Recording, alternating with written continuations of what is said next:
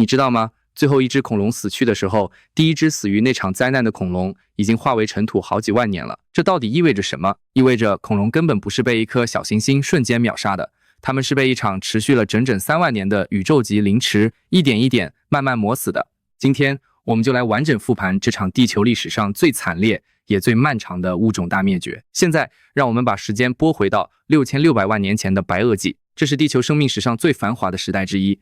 那时的地球没有凛冬，没有极地冰川，从赤道到两极，到处都是郁郁葱葱的森林，生命在这片土地上蓬勃生长，自由、狂野、古老。你能看到成群的三角龙在广袤的平原上悠闲漫游，翼龙在云端舒展，翅膀滑翔，而霸王龙正站在食物链的最顶端，俯瞰着属于它的王国。这是一个残酷至极却又完美平衡的世界，但这一切的美好都在一颗石头闯入太阳系的那一刻进入了倒计时。它来自木星轨道之外，是一颗碳质小行星，在太空中孤独飘荡了几亿年后，被木星强大的引力一脚踢了出来。从此，它踏上了一条不归路，一路狂奔，直奔地球而来。它的直径有10公里，相当于把整座珠穆朗玛峰横着掰下来，然后以每秒20公里的速度扔向地球。这个速度有多快？比子弹快60倍，比音速快58倍。从北京飞到上海，它只需要1分钟。而此时，地球上的所有恐龙对此一无所知。甲龙在山脚下缓慢前行，成群的鸭嘴龙正渡过河流，原始鸟类扑腾着翅膀，尝试着生命中第一次飞行。阳光正好，微风不燥，岁月静好，该吃吃，该喝喝，没有任何一个生物意识到，死神已经悄悄进入了地球的引力圈。撞击前20分钟，天边突然出现了一道光，起初很微弱，像一颗格外明亮的星星，但它在飞速变大、变亮，以肉眼可见的速度膨胀。天空的颜色开始扭曲，从清澈的湛蓝变成了诡异的橙红色。鸟类突然集体躁动起来，扑腾着翅膀四处乱飞。恐龙们也停下了脚步，伸长脖子，茫然地望向天空。他们感觉到了某种致命的危险，但他们永远不会明白那到底是什么。撞击前60秒，那道光已经亮得无法直视，比1000个太阳加在一起还要刺眼。整个天空变成了一片惨白，几百公里外的恐龙眼球被强光直接灼伤，视网膜上的蛋白质瞬间凝固，当场失明。他们什么都看不见了，只能感觉到一股铺天盖地的热浪正在以超音速逼近。撞击前3秒，小行星一头扎进大气层，身后拖着一条比整个天空还长的火焰尾巴，空气被剧烈压缩，温度瞬间飙升到几万度。这个地狱般的画面只持续了不到一眨眼的功夫，然后轰！但这个轰字实在太轻了，人类的语言里根本找不到任何词汇能够形容那一瞬的恐怖。小行星以超过每小时7万公里的速度狠狠砸进了墨西哥尤卡坦半岛的浅海区域，撞击释放的能量相当于超过1000亿吨 TNT 同时爆炸。这个数字太抽象了，我给你换算一下，人类有史以来制造过的最大核弹沙皇炸弹，爆炸当量是5000万吨，也就是说，这次撞击的威力相当于200万颗沙皇炸弹在同一个点同时引爆。撞击后 0.1 秒，方圆500公里内的一切生命直接蒸发。注意，不是烧死，是蒸发，没有尸体，没有骨头，甚至连有机分子都不复存在。但讽刺的是，这里的恐龙反而是最幸运的，因为从光传入眼睛到大脑产生恐惧这个情绪需要 0.2 秒，而它们只活了 0.1 秒，干净利落，毫无痛苦。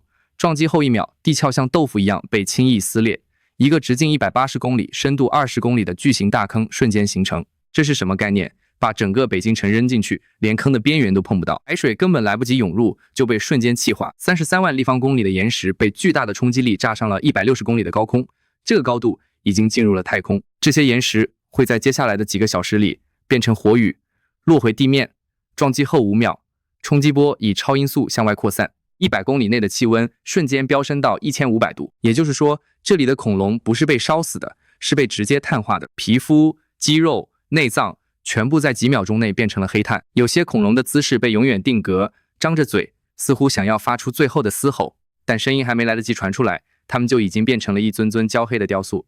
撞击后2分钟，1500公里外，这里的恐龙刚刚看到天边的白光，感受到了大地的剧烈震颤，它们还没来得及转身逃跑，冲击波就到了，风速超过每小时1000公里，比地球上最强的飓风还要猛烈100倍。30吨重的成年霸王龙像玩具一样被轻易抛向空中，内脏在巨大的气压变化中直接爆裂，树木被齐腰折断，然后瞬间起火，空气变成了灼热的火焰，吸一口气，肺就会被当场烫熟。撞击后10分钟，地震波绕着地球传了好几圈，全球各地的火山被集体触发，岩浆从地壳的每一道裂缝中喷涌而出，海底发生大规模滑坡，掀起的海啸高达1500米。这是什么概念？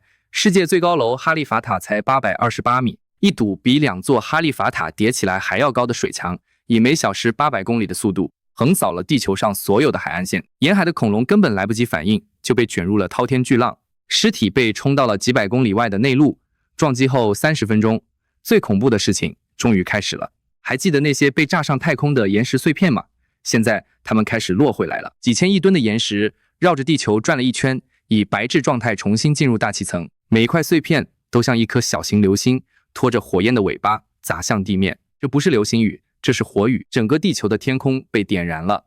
这场火雨下了整整3天3夜，地面上的一切都在燃烧，森林、草原、尸体全部变成了燃料。北美洲90%的森林在48小时内化为灰烬，空气中弥漫着焦糊味、硫磺味，还有死亡的味道，能见度降到几乎为0，到处都是浓烟和火焰。如果你是一只5000公里外的恐龙，你会看到什么？你会看到天空先变成血红色，然后变成彻底的漆黑。你会看到星星一颗颗坠落，每一颗落下来都带起一团新的火焰。你会看到同伴一个个倒下，有的被陨石砸中，有的被活活烧死，有的被浓烟呛死。你会四处奔逃，但你找不到任何安全的地方，因为整个地球都在燃烧。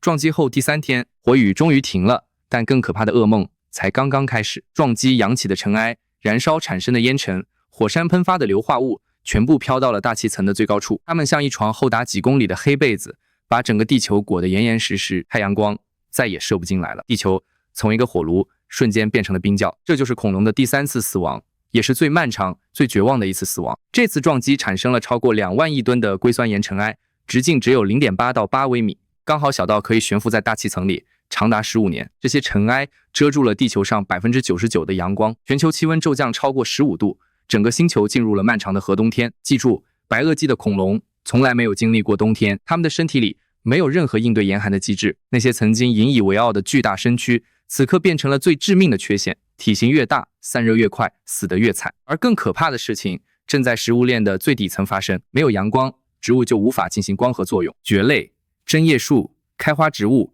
全部变成了枯黄的尸体。曾经覆盖整个大陆的绿色海洋，如今只剩下一片死寂的灰色。食物链从最底层开始彻底崩溃，地球上的食物资源瞬间枯竭。最先扛不住的是巨型食草恐龙、三角龙、鸭嘴龙，它们每天需要吃下几百公斤的植物才能维持生命。但现在地面上什么都没有，它们成群结队的迁徙，四处寻找绿色。然而走到哪里都是死路一条，饥饿让它们日渐虚弱，步伐越来越慢，最后一头头倒在路边，变成了肉食恐龙最后的口粮。当食草动物倒下的那一刻，食肉动物的末日也就到了。霸王龙，这个曾经站在食物链顶端的绝对霸主，此刻成了最可悲的存在。它们在烧焦的森林里漫无目的地游荡，寻找任何还在动的东西。那双曾经令万物颤抖的眼睛，如今只剩下无尽的饥饿和绝望。最后，它们要么被活活饿死，要么在争夺最后一点腐肉时被同类杀死。海洋里的情况同样惨烈，撞击产生的酸雨让海水的酸碱度急剧变化，